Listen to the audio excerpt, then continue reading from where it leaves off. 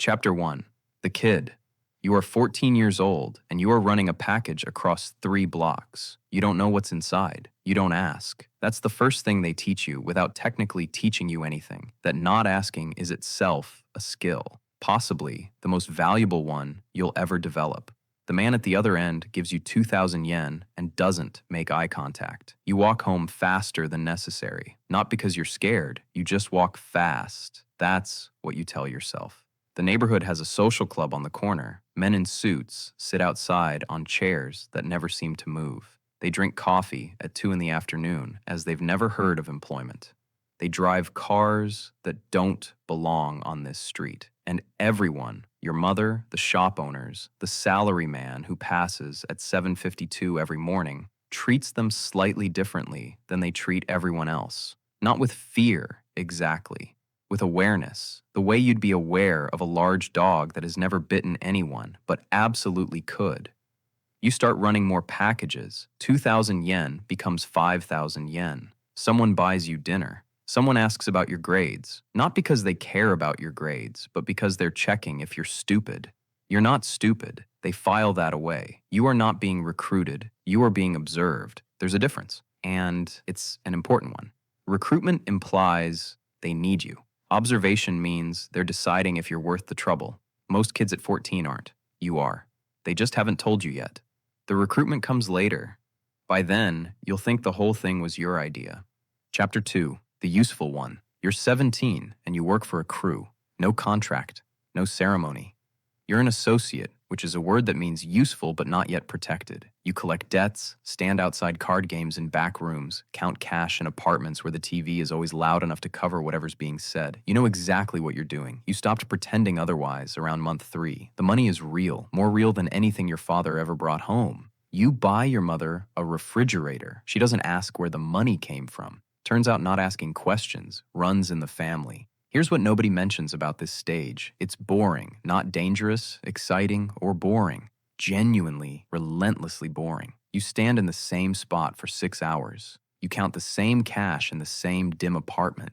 You listen to older men tell the same stories about the same people who owed money 15 years ago and what happened to them and why they had it coming. You nod. You refill the tea. You say nothing. The glamour, if it existed at all, lasts about 3 weeks. What replaces it isn't fear or regret. It's just routine. The most dangerous thing that ever happened to you wasn't a threat. It was a Tuesday that felt exactly like the Monday before it, but you don't leave. And this is the part worth actually paying attention to. Because you don't leave. Not because someone is threatening you. Not because they have leverage. You don't leave because leaving means going back to nothing. And nothing, it turns out, is harder to face than boring. So you stay. And staying, it turns out, is the entire game. Chapter 3. The Ceremony. 6 years of staying gets you a room and a cup of sake. That's it. No fire. No blood oath on a burning photograph. That's the Italian version. The movie version. The Yakuza version is quieter, which somehow makes it worse. The ceremony is called Sakazuki. The boss is there. The underboss. The man who sponsored you. 2 cups are placed on the table. One for the oyabun, one for you. His cup gets more sake than yours.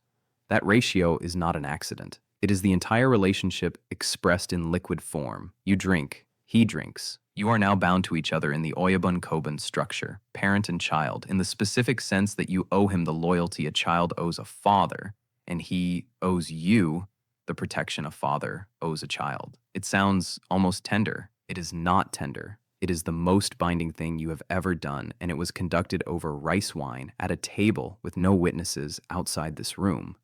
You swear loyalty above your wife, your children, your own blood, your own life.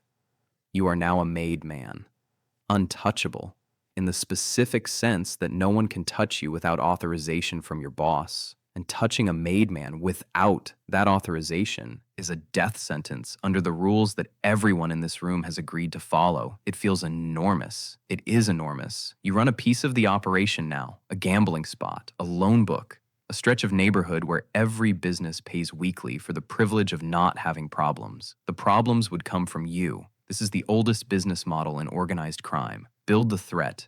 Sell the solution. The money is real. The respect is real. The weight of the oath is also real and heavier than you expected. You tell yourself this is temporary. You've been telling yourself that for 6 years. You're getting noticeably worse at believing it. Chapter 4, The Trap. You are managing people now, which is its own specific kind of exhausting. The men under you have problems, personal problems, money problems, problems they created by being impulsive or greedy in the way that young men with power and no oversight tend to be. You solve them. You mediate.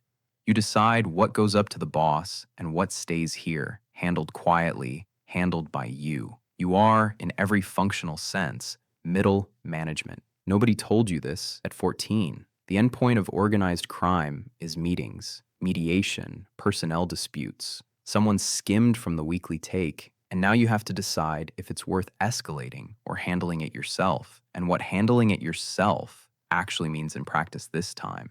The romance of this, if it was ever real, is gone. But here's the part nobody sees from outside. There is no retirement, no exit package, no version of a resume that says former lieutenant. You know too much about too many people. The organization has too much of you, your history, your loyalty, your name attached to things that cannot be unattached.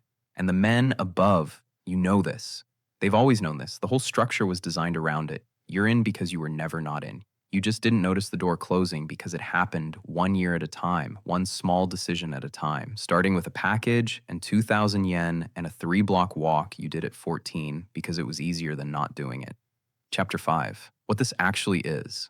Here's the thing about the Yakuza that nobody in the organized crime documentaries wants to say out loud. The system that pulls people in isn't unique to Japan. It isn't unique to crime. It's the same system that keeps people in bad jobs, bad relationships, and bad cities for decades past the point they knew they should leave. It doesn't need threats. It doesn't need locks on the door. It just needs the next step to always feel like the only reasonable option.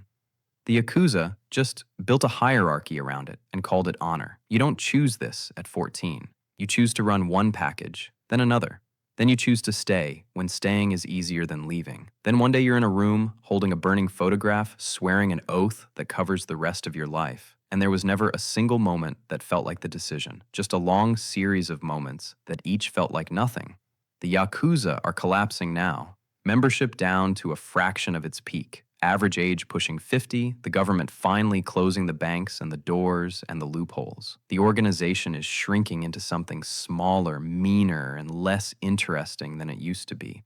But the logic that built it isn't going anywhere. That's what happens when the cost of leaving always feels slightly higher than the cost of staying. 1 year at a time, one small, completely understandable decision at a time. You probably already know someone who's working on it right now. Maybe you already know it's working on you.